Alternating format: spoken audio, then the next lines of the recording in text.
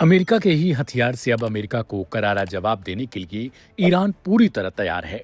जी हां, तेहरान से आई एक सैन्य तस्वीर ने वाशिंगटन से लेकर पेंटागन तक की नींदें उड़ा दी। बीते कुछ सालों से अमेरिका और डोनाल्ड ट्रंप ईरानी द्वीपों को निशाना बनाने और फारस की खाड़ी में अमेरिकी सैनिकों को जमीन पर उतारने की लगातार धमकियां दे रहे हैं। लेकिन वाशिंगटन की कड़ी नौसैनिक नाकेबंदी और चौतरफा पाबंदियों के बीच तेहरान ने अपनी फौजों को एक बेहद खतरनाक एयरबॉर्न असॉल्ट यानी हवाई हमले की ट्रेनिंग देना शुरू कर दिया है। और इस युद्धाभ्यास में ईरान जिस भारी भरकम मिलिट्री हेलीकॉप्टर का इस्तेमाल करता है वह कोई और नहीं बल्कि अमेरिका का ही मशहूर CH-47C चिनूक है, जिस हथियार को अमेरिका ने कभी बेचकर मुनाफा कमाया था। आज वही चिनूक वाशिंगटन के मंसूबों के सामने सबसे बड़ी ढाल और सबसे घातक हथियार बनकर तैयार खड़ा है। इसे समझने के लिए आपको 1970 की एक कहानी सुननी पड़ेगी, जब इस्लामिक क्रांति से पहले यमन और ईरान के शाह के दौर में ईरान ने अमेरिका से 100 से भी ज्यादा शक्तिशाली चिनूक हेलीकॉप्टर खरीदे थे। लेकिन 1979 की इस्लामिक क्रांति के बाद वाशिंगटन ने ईरान पर स्पेयर पार्ट्स और रखरखाव की सप्लाई पर पूरी तरीके से सैंक्शंस लगा दिए। वाशिंगटन का मानना था कि स्पेयर पार्ट्स न मिलने से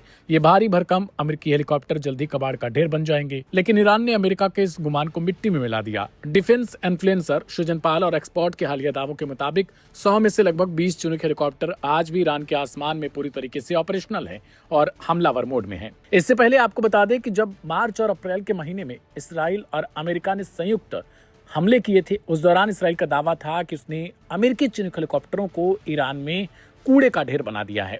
लेकिन इसके बावजूद अब खबर आ रही है कि 20 से ज्यादा चिनूक हेलीकॉप्टर आज भी ईरान के आसमान में पूरी तरीके से ऑपरेशनल हैं, बिना किसी अमेरिकी मदद के। ईरान ने स्थानीय स्तर पर पार्ट्स तैयार करके और रिवर्स इंजीनियरिंग के दम पर इन दशकों पुराने अमेरिकी विशालकाय हेलीकॉप्टरों को आज भी बिल्कुल नया और घातक बनाए रखा है। चिनूक हेलीकॉप्टरों की यह स्पेशल ट्रेनिंग ईरान की रणनीतिक घेराबंदी के लिहाज से बेहद अहम मानी जा रही है। फारस की खाड़ी और होर्मुज जल डमरू मध्य में ईरान के पास कई बेहद संवेदनशील और रणनीतिक द्वीप भी हैं। युद्ध की स्थिति में अगर अमेरिका या उसके सहयोगी इन द्वीपों पर कब्जा करने या फिर अमेरिकी फौजों को जमीन पर उतारने की हिमाकत करते हैं तो ये चिनूक हेलीकॉप्टर ईरान का सबसे बड़ा हथियार साबित होंगे।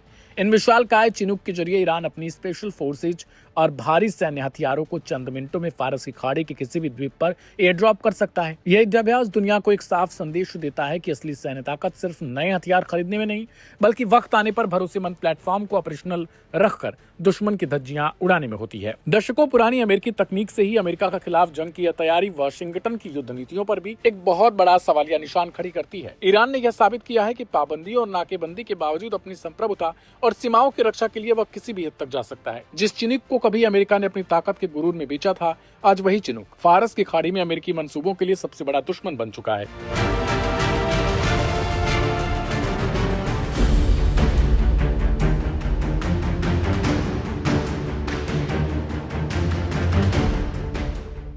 मिडिल ईस्ट में तनाव एक बार फिर बढ़ता हुआ दिखाई दे रहा है।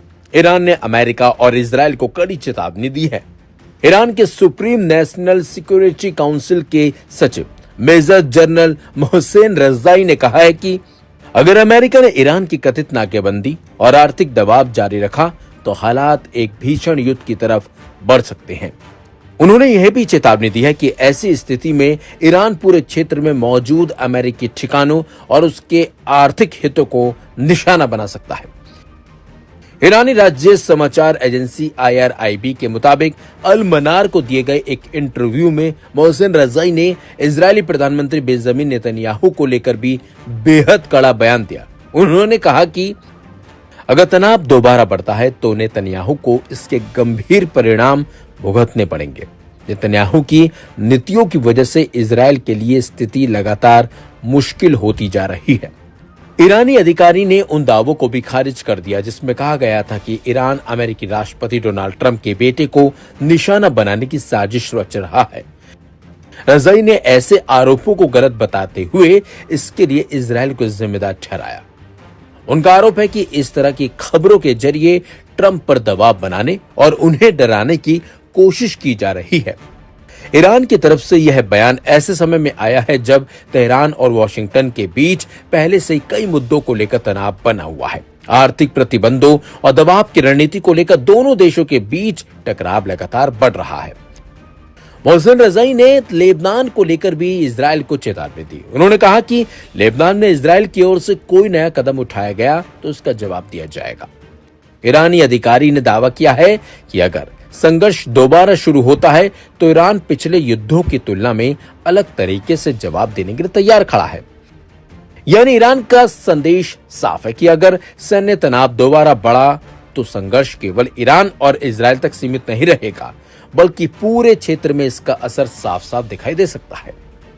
अमेरिका के कथित आर्थिक दबाव और नाकेबंदी को लेकर भी ईरान ने आक्रामक रुख अपनाया है। रज़ाई ने कहा कि अगर नाकेबंदी जारी रहती है तो ईरान अमेरिका आर्थिक हितों को निशाना बनाने की क्षमता रखता है। उन्होंने दावा किया है कि संघर्ष विराम की अवधि के दौरान ईरान ने बड़ी मात्रा में तेल का निर्यात किया और आगे भी आर्थिक दबाव का जवाब देने के लिए तैयार खड़ा है। इस बढ़ते तनाव के बीच कतर ने कूटनीतिक मोर्चे पर सक्रियता बढ़ा दी है। कतर के प्रधानमंत्री मोहम्मद बिन अब्दुल रहमान बिन जासिम अल थानी ने तेहरान पहुंचकर ईरानी राष्ट्रपति मसूद पेज़ेश्कियान से मुलाकात की। बैठक में ईरानी राष्ट्रपति ने कहा कि कुछ घटनाएं ऐसी हुई हैं जिन्हें स्वीकार नहीं किया जा सकता, लेकिन ईरान और कतर मित्र देश हैं। उन्होंने ये भी कहा कि ईरान युद्ध को फैलाना नहीं चाहता और बातचीत के जरिए विवादों को सुलझाने का समर्थन करता है। वहीं कतर के प्रधानमंत्री ने भी साफ कहा कि क्षेत्र में स्थिरता, सुरक्षा और आर्थिक शांति बहाल करने का सबसे बेहतर रास्ता कूटनीति है। अब सवाल यही है कि ईरान की इन कड़ी चेतावनियों के बाद अमेरिका और इजराइल का अगला कदम क्या होगा? क्या मिडिल ईस्ट फिर किसी बड़े सैन्य टकराव की तरफ बढ़ रहा है या कतर जैसे देशों की कूटनीतिक कोशिशें तनाव को कम करने में कामयाब होंगे? आने वाले दिनों में इन सवालों के जवाब बेहद अहम होंगे।